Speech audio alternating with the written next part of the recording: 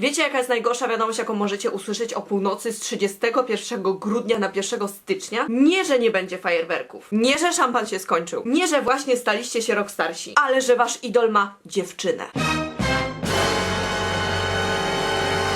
I tak oto wasza zabawa sylwestrowa zamienia się w opłakiwanie waszego smutnego życia przy kieliszku Piccolo. Ale właśnie taką informacją rozpoczął się mój nowy 2019 rok. A o 5 rano usłyszałam, że SM Entertainment potwierdziło związek Kaja z EXO i Jennie z Blackpink. Mało tego, budząc się o 9 rano, nadal słyszałam, że Kai jest z Jennie. Mam wrażenie, że to nie był news dnia, tylko ta informacja od razu stała się newsem roku. Mimo że zostało jeszcze jakieś 364 dni, 23 godziny i 59 minut od momentu, kiedy to się rozniosło. A później nie przestawałam już o tym słyszeć przez następnych kilka dni. Od razu przypomniało mi się, jak świat przeżywał związek Hyuny i Dona jeszcze nie tak dawno temu. Oni to dopiero weszli z hukiem z tą informacją. Co prawda Cube Entertainment troszeczkę rozdmuchało sprawę, dolało oliwy do ognia i teraz ani Hyuny, ani Dona w tej wytwórni nie ma. Ale co prawda są szczęśliwi, a to jest najważniejsze, publikują naprawdę sporo wspólnych zdjęć na Instagramie. No właśnie, jak to tak naprawdę jest z tymi związkami idoli? Powinni być razem, czy nie powinni być w związkach? I czy jeżeli wasz opa ma dziewczynę, to od razu przestajecie go lubić i staje się jakby nieosiągalny? Nie żeby kiedykolwiek taki był, nie oszukujmy się. Ale jest wiele osób, które po ogłoszeniu takich informacji od razu biegną do internetu i bombardują partnerkę lub partnera swojego biasa lub biaski nienawistnymi komentarzami. Mam wrażenie, że wyzwiska to wtedy najlżejsze komentarze, które oni mogą przeczytać. Prawdopodobnie dlatego też po opublikowaniu takich informacji zakochani nie pojawiają się przez jakiś czas w mediach społecznościowych i niczego nie publikują, bo czekają, aż ta nagła fala zainteresowania po prostu odpłynie. Zastanawialiście się kiedyś, od czego to zależy? Dlaczego na przykład związek Jihyo Zemblak albo Lee Juna Zemblak przeszedł bez większego rozgłosu w mediach, a idąc z Hyoną albo Kai z Jennie to od razu sprawa wagi światowej? Tak, wiem, że odpowiedź jest prosta i brzmi popularność. EXO i Blackpink zdecydowanie są bardziej popularniejszymi zespołami niż M-Black, a przynajmniej teraz, ale przecież wszyscy mają fanów. I powiem szczerze, że nie słyszałam o takiej sytuacji, żeby po ogłoszeniu związku jakiegoś mniej popularnego idola w internecie pojawiły się zdjęcia samookaleczających się fanek. A przecież tak było w przypadku tego momentu w moim życiu 2 lata temu, w sumie to za chwilę 3 lata temu, kiedy SM potwierdziło związek Kaja z Crystal FX. Mój UB zmienia dziewczyny jak rękawiczki. Żartuję w pewnym stopniu, bo naprawdę kiedy w marcu 2016 roku SM potwierdziło związek Kaja z Crystal, to cały internet zawrzał. I ja widziałam te zdjęcia wtedy, były przerażające, drastyczne i krwiste. Dosłownie. Ja naprawdę całkowicie rozumiem, że jesteście oddani swojemu idolowi, że idol jest perfekcyjny, ma rzeszę swoich fanów, bo idol właśnie od tego jest. Ale, uwaga, stańmy się na moment poważnie i przyjrzyjmy się definicji.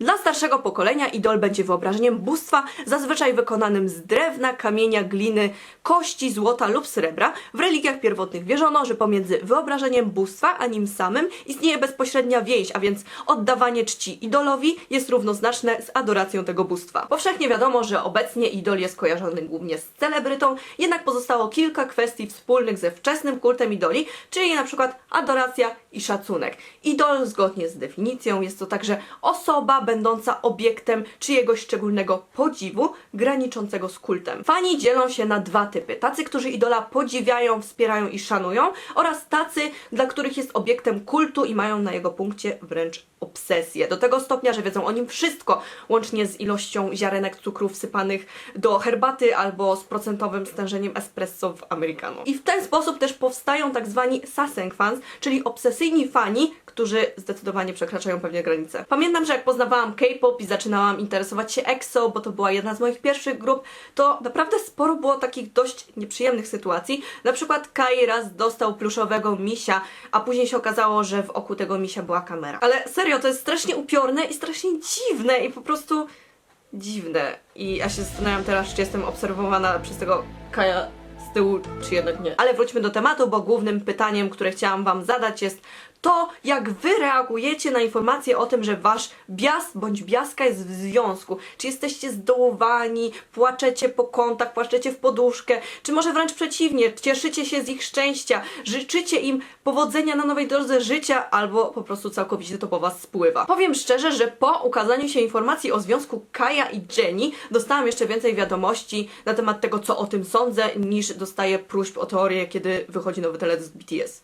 I mało tego, pojawiały się też wiadomości w stylu bądź silna, jak się trzymasz, trzymaj się, nie tylko skierowane do mnie, ale widziałam takich dużo w internecie i fani po prostu pocieszali się nawzajem. Wyjaśnijcie mi, o co chodzi. Okej, mam biasa, okej, lubię go. Pamiętacie legendarny tekst? Opa jest tylko mój. Okej, mój bias nagle ma dziewczynę, ale czy to cokolwiek zmienia w moim życiu? Oto pytanie za 1 000 000 złotych. Wikipedia mówi, że zazdrość to uczucie pojawiające się w sytuacji frustracji, gdy znany jest obiekt zaspokajający potrzebę i osoba posiadająca ten obiekt.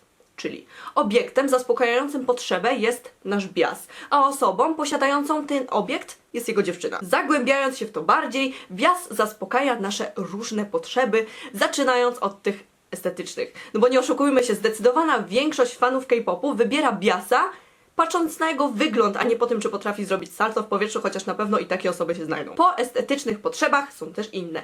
Bias zapewnia nam radość życia, daje nam wszystko, czego potrzebujemy, a szczególnie idol, bo taka jest jego rola. Więc w momencie, kiedy na terytorium naszego szczęścia wkracza intruz, który chce mieć to szczęście dla siebie, to zaczynamy odczuwać frustrację i zazdrość. Problem w tym, że niektórzy reagują zbyt emocjonalnie i zalewają internet nienawiścią. Ale to też nie do końca o to tutaj chodzi, bo główne pytanie to, czy idol może być w związku, czy powinien być w związku, czy może jednak nie. Odpowiedź brzmi może, bo każdy ma prawo do decydowania o swoim życiu, o tym, z kim chce być, gdzie chce być, po co chce być, tylko że K-pop działa troszeczkę inaczej i idole, decydując się na takie życie, powinni pamiętać, że są obserwowani, że muszą przemyśleć każdy swój krok i że Dispatch siedzi w krzakach i obserwuje i czyha tylko na najmniejszą okazję, żeby wyjawić ich sekrety. Wiedzą też, że skandale mogą zakończyć z hukiem ich karierze, że fani właśnie tacy są, że związki łamią ich serca, że przekreślają ich miłość do nich, a przecież idole dobrze o tym wiedzą i idole potrzebują fanów, żeby w ogóle zaistnieć. Nie bez przyczyny w kontraktach pojawia się punkt o zakazie randkowania albo brania ślubu do np. 30 roku życia, bo osoby siedzące w tej branży, czyli głowy wytwórni, wiedzą, czym grozi randkowanie idoli. I to nie tylko ze względu na zachowanie fanów, ale też ze względu na to, że to może rozpraszać idoli, a nikt nie ma tak naprawdę czasu, żeby jakiś idol spędził miesiąc w depresji po zerwaniu. W przypadku Hyuny i Dona było troszeczkę inaczej, bo nie chodziło tutaj o samo bycie razem, a raczej o to, a przynajmniej w mniemaniu fanów i antyfanów, że postawili na swoim i nie zwracali uwagi na innych, czy to na wytwórnię, czy na zespół. No bo jeżeli wytwórnia zaprzecza, a idole nadal robią swoje i się ujawniają, to wytwórnia w tym momencie wychodzi na niepoważną i ludzie zaczynają uważać, że jedyne co z nich wychodzi to kłamstwa. Szczęście pary, a biznes i szacunek do osób, które dały im karierę, to dwie różne rzeczy. I idole co prawda mogą być razem, ale powinni uważać na to, w jaki sposób zamierzają się ujawnić i czy w ogóle. Co nie zmienia faktu, że czasem takie odkrywanie związków przez Dispatch bywa naprawdę komiczne, czyli wróćmy do wątku głównego pod tytułem Mój UB ma dziewczynę. Dostaję newsa. Pierwsza myśl. Ale dopiero co był z Krystal. Druga myśl. A co z Teminem? Dispatch daje dowody. Okej, przyjrzyjmy się. Dowód numer 1. Kai był w Paryżu w tym samym momencie co Jennie. A ja byłam w Polsce w tym samym momencie co Attention podczas swojej trasy koncertowej. Dalej. Kai opublikował zdjęcie z wieżą Eiffla.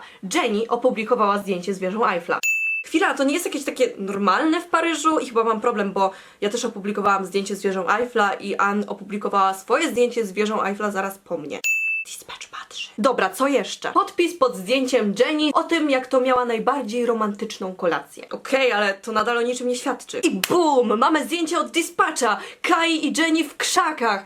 Szkoda tylko, że wyglądają jak przypadkowe postacie w parku. I weź tu uwierz mediom. Uwielbiam takie akcje. Ale później pojawiło się jeszcze więcej zdjęć. I co prawda było widać na nich Jennie, ale co do Kaja mam jeszcze wątpliwości. Tylko że później Dispatch opublikował jeszcze więcej zdjęć, jak Kai udał się do apartamentu Jennie z torbą pełną prezentów. Nie uważacie, że to jest strasznie słodkie? A najlepsze w tym wszystkim jest to, że YG zrzuciło odpowiedzialność na SM, pisząc, że to ta druga wytwórnia wyda oświadczenie w tej sprawie. Zupełnie jakby nie wiedzieli, co się dzieje, dlaczego to się dzieje i czy to aby na pewno legalne. No a SM potwierdziło. A jak SM potwierdziło, to zaczęły się teorie spiskowe. To kłamstwa, to farsa, oni udają, to nie może być prawda. To jest zagrywka wytwórni, zmusili ich, żeby razem osiągnąć więcej. Może tak jest, może nie, kto wie. Podobnie mówili też o Kaju i Krystal. To żart, oni nie są razem, oni nie mogą być razem, ale największy żart internetu zaczął się w momencie, kiedy ktoś opublikował zdjęcie paragonu rzekomo należącego do Kaja, na którym widniały prezerwatywy. Skandal. Ale, prawdę powiedziawszy, nawet jeśli, to wszyscy powinni się cieszyć, że idole są odpowiedzialni, no nie? Ostatnio jednak moją faworytką została Dahyun z Twice. W internecie pojawił się artykuł, w którym udowodniono, że nigdy żaden dispatch ani żaden inny paparazzi jej nie nakryje, bo dziewczyna ma taki zmysł, że nawet w najciemniejszych krzakach zauważy aparat i kamerę i po prostu do niej pomacha. Brawo. Baekhyun i Taeyeon też byli fenomenem, też nikt nie wierzył, że są razem. Może byli, może nie. Nikt tego tak naprawdę poza nimi samymi nie wie. To brzmi jakby idole SM mieli tylko randki w głowach, a przecież jest dużo innych k-popowych par. I tutaj zwracam się do was. Napiszcie mi w komentarzach historie z k-popowymi parami, które wam zapadły w pamięć i dlaczego, a ja chętnie poczytam. I druga prośba. Napiszcie mi, co wy uważacie na temat związków idoli. Powinni być razem, czy nie powinni? Bo przecież idol też jest człowiekiem i też ma prawo do prywatności i do życia osobistego ukrytego przed światłami reflektorów. Oczywiście w granicach rozsądku, jeżeli nie szkodzi ani sobie, ani innym. A ja powinnam wrócić do opłakiwania swojego życia. Wyjawię wam sekret. Kai nadal jest moim UB, mimo że w naszej historii przeżyłam już 2 zdrady. A z wami tymczasem się żegnam, czekam na wasze komentarze i do zobaczenia w następnym filmiku.